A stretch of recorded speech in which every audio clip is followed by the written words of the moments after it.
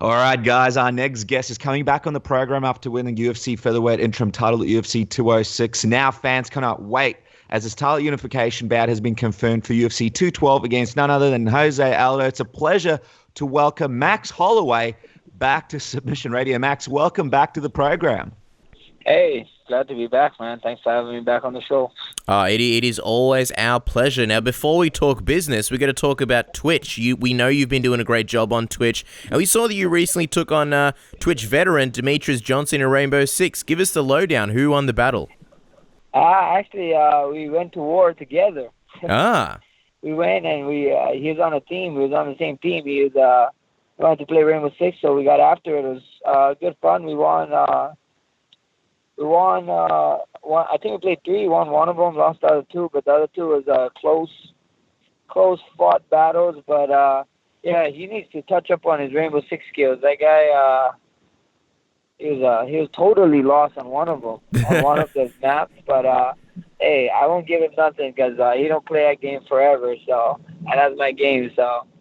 It's funny because here there are people playing Rainbow Six and they're versing the pound-for-pound greatest fighter of all time, possibly, in Demetrius Johnson, and also a champion in yourself. What was the chat like in between yourselves when you were playing the game? Did you get much trash talk? What was the reaction like when it was almost a dream team going up against them in Rainbow Six?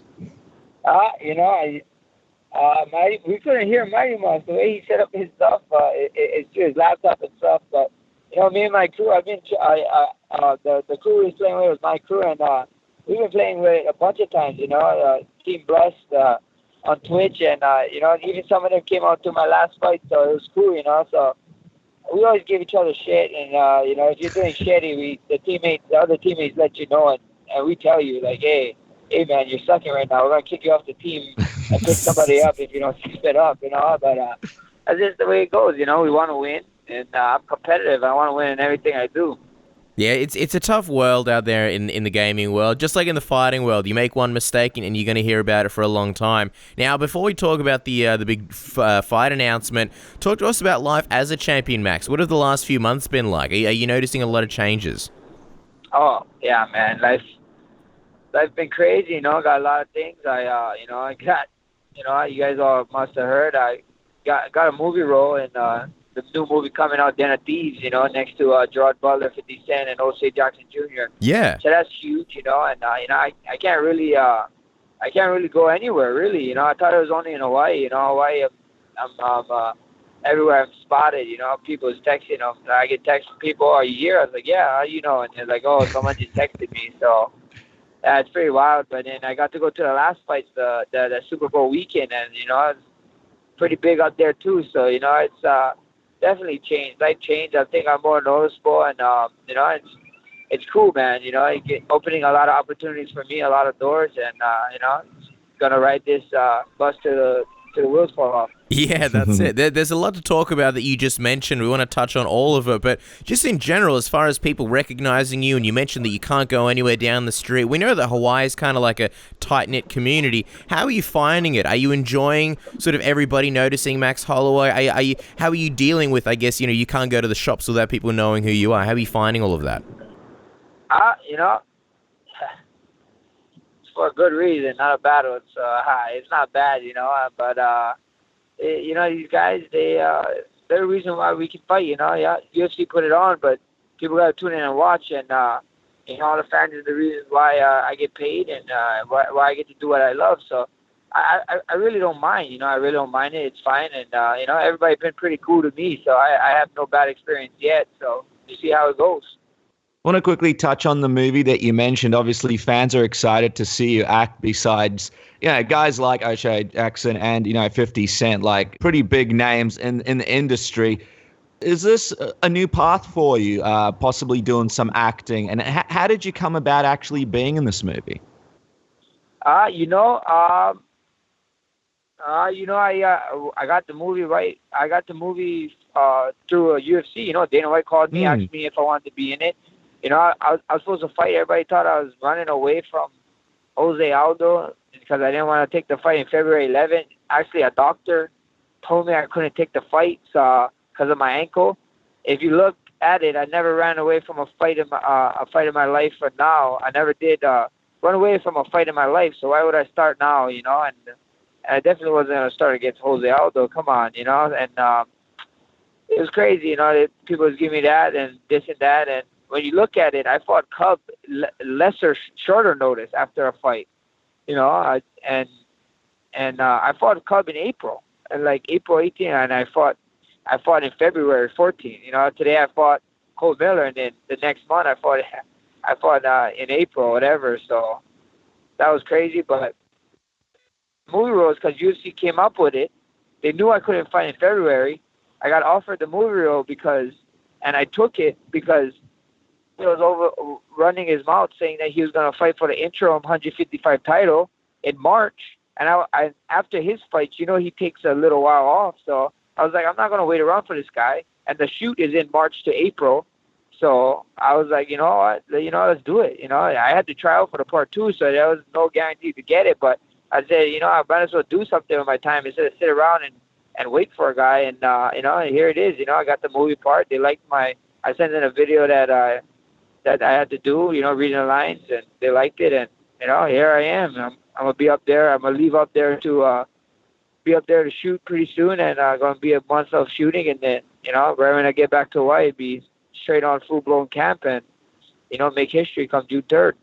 Yeah, well, let's talk about what you just mentioned, because there has been a lot of news in the headlines about how Aldo did want to go up to the lightweight division and fight guys like Tony Ferguson and really get in the mix there to eventually get that rematch with Conor McGregor. While you were recovering from your injury, what did you think when you saw those headlines and Aldo trying to move up to that division? Man, it's crazy, man. It's crazy. I thought we were all men here. We're trying to chase one guy around, and like trying to get this and that, and it is what it is. It's meant to be. It's meant to be. I ain't chasing nobody. I'm gonna make my damn self my own money fight, and I didn't feel, I was kind of irritated, meaning that I might have to be out a little longer, and that's why then I got the movie, so I was fine with it. But at the end of the day, I was just kind of mind-boggling, I was like, this.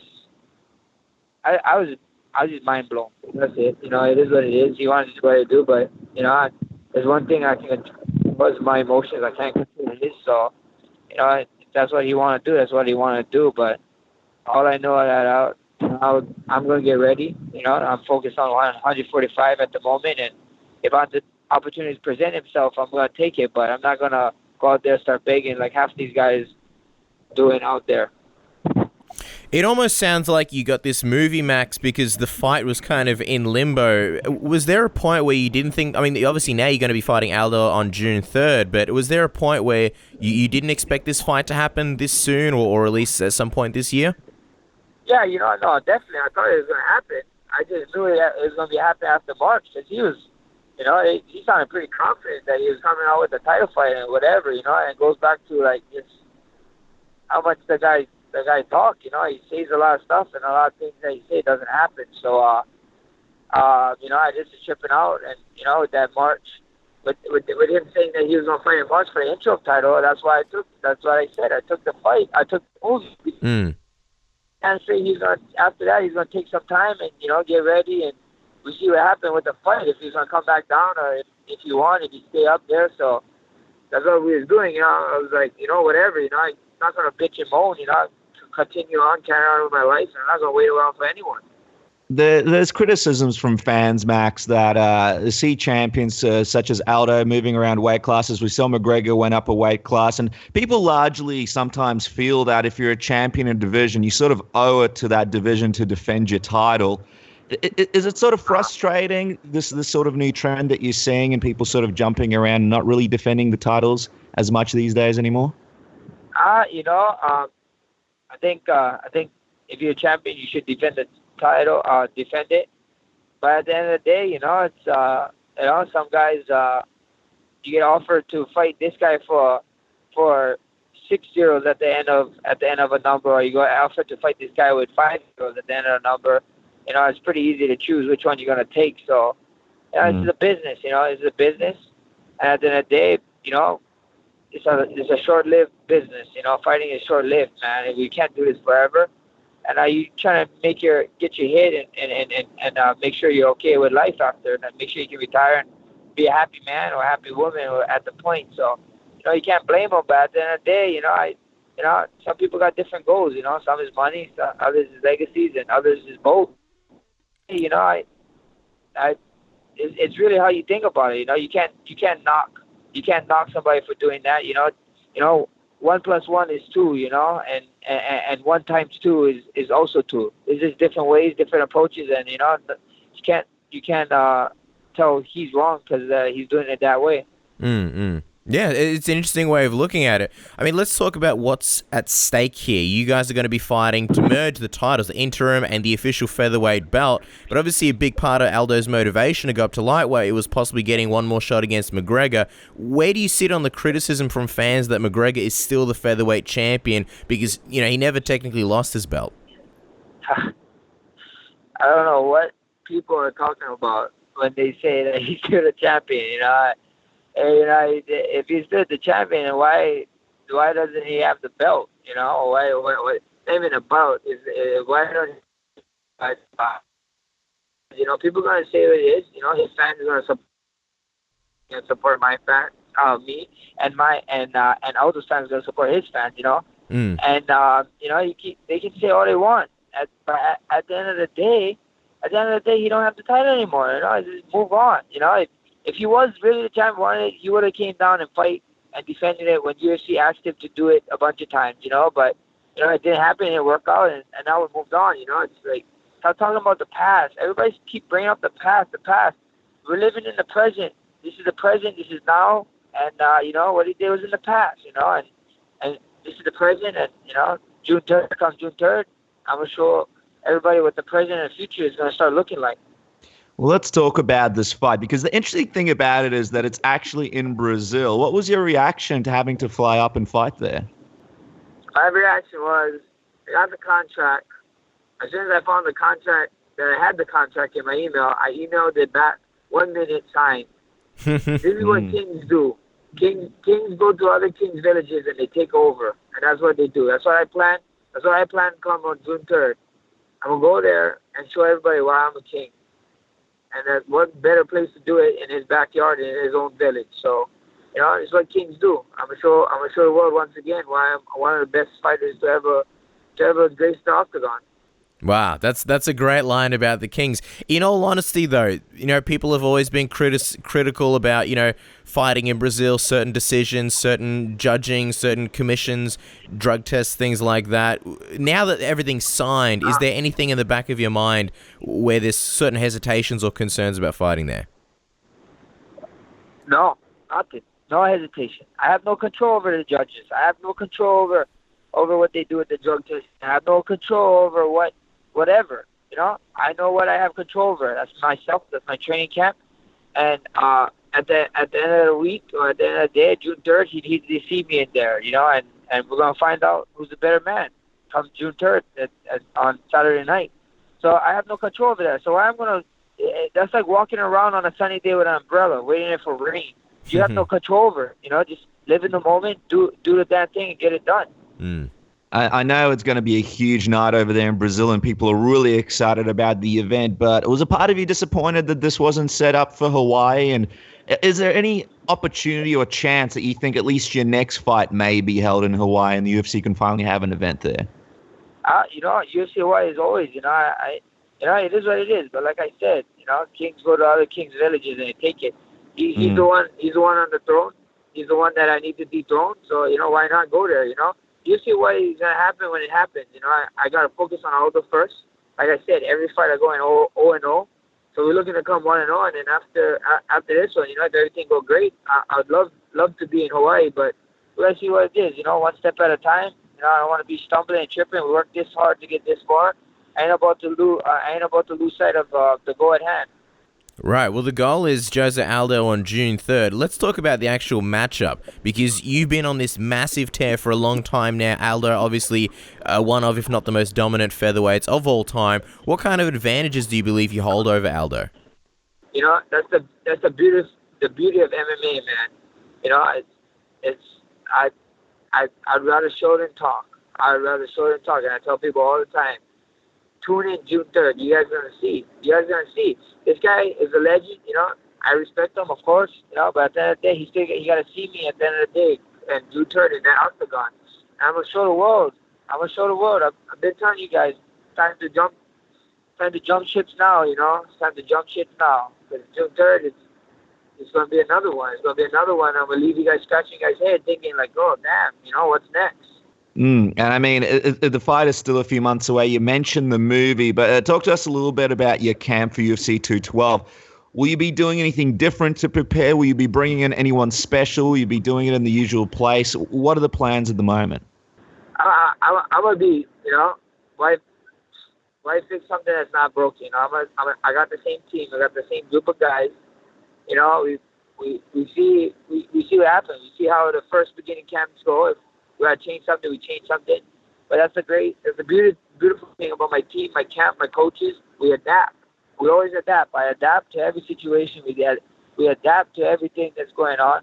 So we see what happens. I don't know. I can't tell you what's going to happen, but right now we're focusing on doing the same thing. The things that got us into this position. And if things start to change, we start changing them. But if not, we always come with plan A to Z. Plan A to Z. If one plan don't work, we got another one. So that's what we do. We adapt and.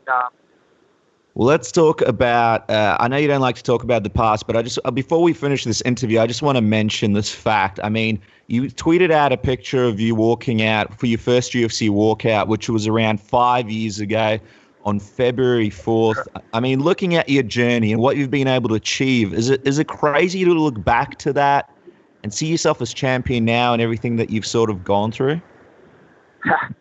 Yeah, it is super crazy, and what you said, you already know what my answer's gonna be. There's no time to smell the roses right now. It's when I'm done retiring, that's when I can enjoy all the perks and whatever. But of course, I sit down, I think about it a little bit, but I don't like it to overwhelm me. So I just let it think. This is crazy, life is crazy. Period. To be here, to be even talking to you guys is crazy, and the situations that happen is crazy, and of course, but with all that being said, I hold myself to this high standard. I act like a champion. I inside and outside the octagon. To be something, you got to play the part. And I was playing that part a long time. Now it's just time. I'm just getting it. I'm just getting the opportunities to show it off now, and it's been in my favor so far. So that's what we keep continue doing. We want to keep on. Working hard work, dedication, prayers, belief. My great team, my great coaches, and just keep knocking these guys down and keep showing the world why I'm one of the best. Well, I mean, you say one of the best, but I mean, Jose Aldo for a long time has been considered, the best, most dominant, greatest featherweight of all time. I know you don't smell the roses or stop to smell the roses, but if you beat him, do you ever think about what kind of momentum you're sort of sucking up there and absorbing? And do you think that sort of, puts you in at least, I guess, talks of being one of, if not the greatest featherweights of all time? Yeah, for sure. This guy did a lot for the sport. He did a lot for the living. And like you said, he was dominant. He was very dominant, and but it's just time, man. Time, just like anything else. Some people have their time, and now it's for some other people's time, and that's what I believe. I believe it's my time, and it's just June 3rd. I just need to go out there, do what I do all the time, and show the world. And it'd be great. It'd be good, but that's what we get ready for. I'm getting ready for this. I've been getting ready for this since I was 17 years old. 17 years old, I've been getting ready for this fight. Ever since I found out who Jose Aldo was. And it's just another fight. Just another fight now, and just another way to be written down in the history books. All right, Max, last question, and then we're out of your hair. We'll let you go. We've spoken about things like McGregor and obviously Aldo, But I mean, if you look at the division, you've beaten a lot of the top-ranked guys. If you add Aldo to the list, there's not really too many fresh matchups other than, say, Frankie Edgar. I know you're not looking too much to the future, but assuming you beat Aldo, do you think it's close in your future that you might actually move up weight classes and maybe be a 2-divisional champion and maybe get that rematch with McGregor? Or are you sort of happy to stay in featherweight and sort of keep doing those rematches? We see what happens, We see what happens when the time comes. People keep on forgetting I'm only 25. I'm growing, I'm Hawaiian Samoan, us Polynesians like to eat. So we see what happens, but I want to defend the 45 belt. That's not my mind. I want to get it. I want to defend it a bunch of times. I'll do my thing here, Like I said before, I'm not trying to race to the division. I'm trying to kill it. I'm trying to destroy the division.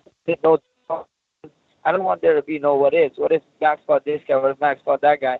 I want to fight them all. I want to fight them all and show them like, no, this is mine. I run this division. That's what I want to do. So we see what happens, though. We see we see how my body reacts. We see what happens.